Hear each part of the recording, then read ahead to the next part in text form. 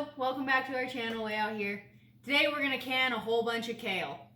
It's going to be fun. I pulled it out of the greenhouse. I didn't record it, but we have that much. It's an overflowing, stuffed full grocery sack full of kale. So, and we are going to be pressure canning it. So that's what the big guy's here for. He's good at the pressure canning. Alright, so I'm just going to take this kale. This was both in our greenhouse and outside.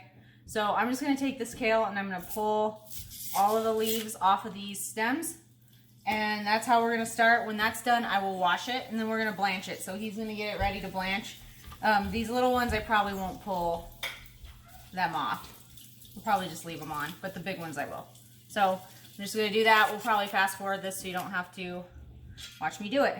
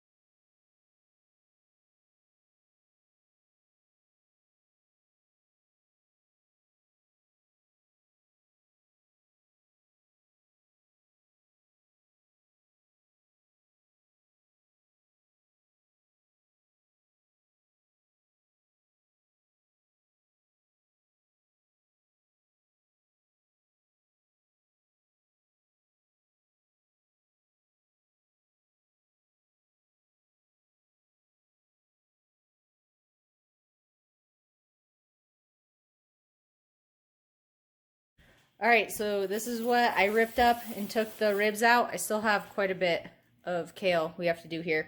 But this is what fits in our colander that we could wash off. So we are going to blanch this and we're going to keep going. Keep de-ribbing these and get them ready to can.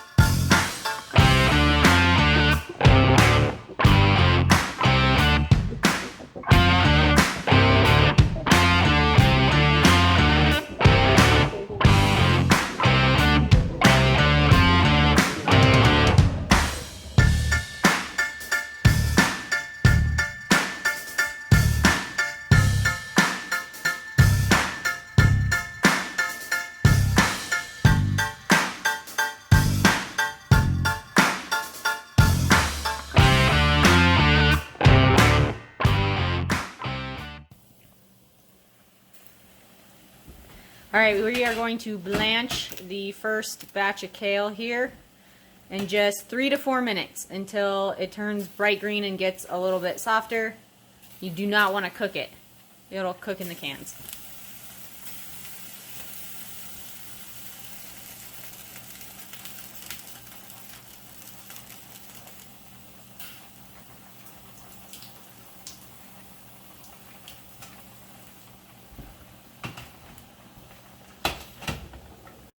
Alright, we're timing it for 3 minutes, so this has got to cook for 3 minutes, and then we'll come back, take this out of here, and start getting it in the cans. It's already starting to pop up over there. So, he's going to do this. I'm going to go pull some ribs out of some more kale. Alright, so we sterilized or sanitized. Ooh, those are hot though. Be careful on that. Oh, grab the hot tongs. Disclaimer. We have another batch of water ready to go there, but we got to get these in jars because they're ready. Don't get burned, okay? Obviously, remember you don't want to touch the inside of your jars. Jars. And this is going to be a pretty wet, sloppy mess. We got a towel down, though,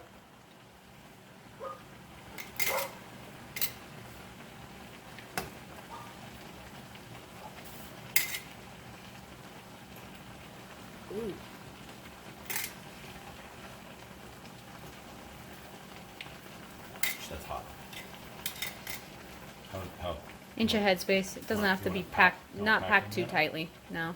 Not packed too tightly? Fairly, like a little bit loose. So it can be packed in water. Like that? Yeah.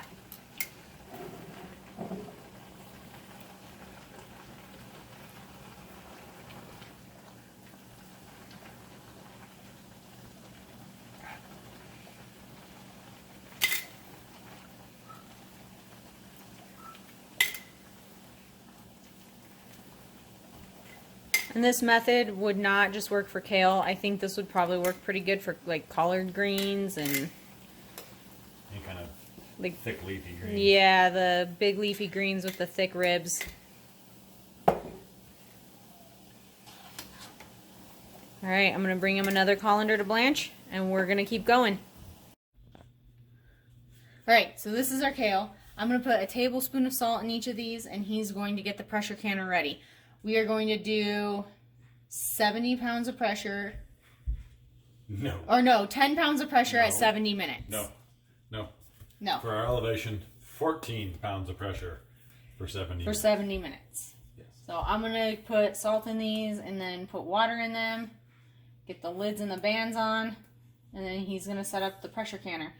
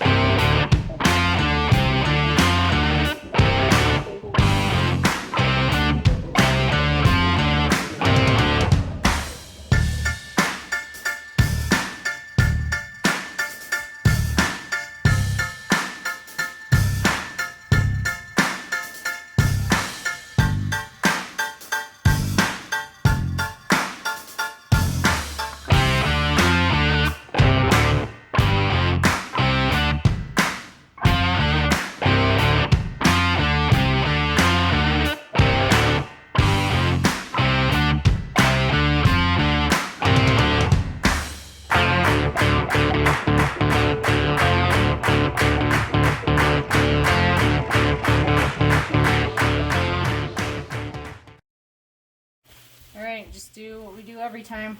Wipe the rims off, make sure there's no salt or water on them so the lids will seal.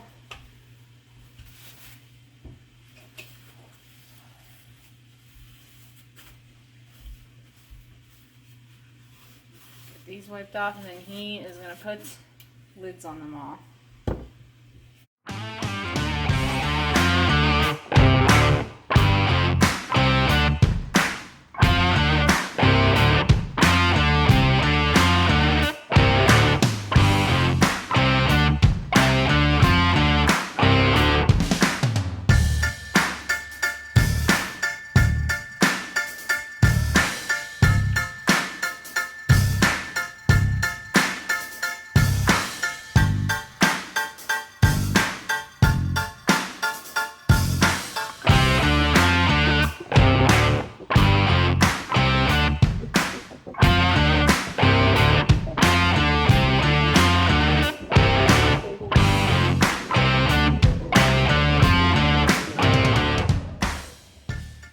Alright, in the pressure canner they go. 70 minutes at 14 pounds. Hey, you got it right this time. I did. 70 pounds at 14 minutes would be intense. I don't think we could get this thing up to 70 pounds. Not without being a bomb.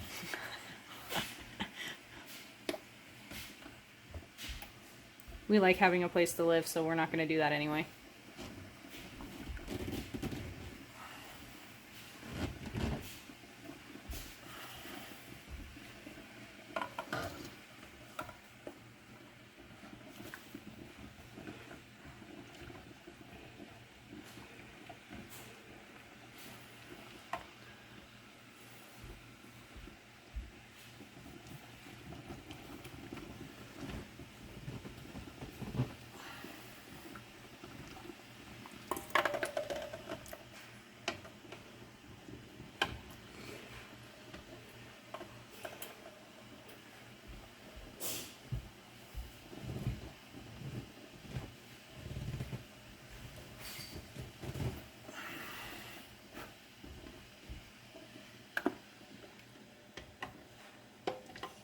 We got 7 jars?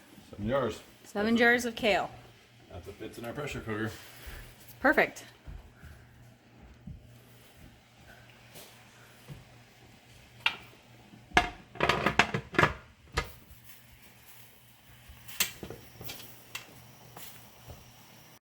Okay, so if you haven't seen any of our other videos, you gotta put this seal on it, and then once it comes up to temperature, this is gonna pop up and seal. You build your pressure, and we're looking for 14 pounds, and then we'll turn down the temperature accordingly so that it stays at 14 pounds and doesn't fluctuate too much, which on our stove is around number 2 or so for heat. Okay, so we've been 70 minutes at hovered right around 15, 16 psi. So we're just gonna simply turn off the burner and let it come down in pressure all on its own, not mess with it.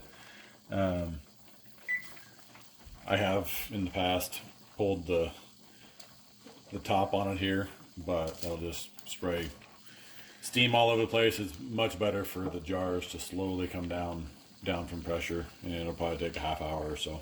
So we'll follow up whenever we're done. We'll come back and show you the finished canned kale. All right, so it's been an hour or more. All the pressure's gone. Pull these off of here. We'll start pulling these out and setting them to cool off.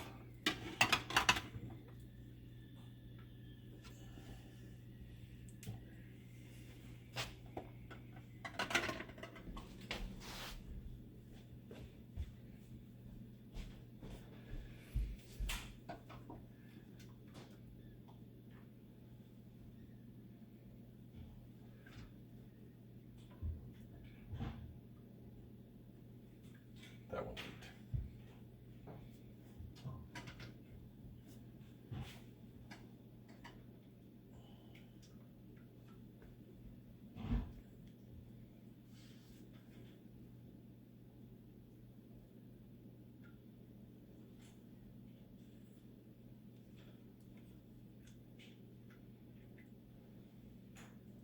All right, that's it.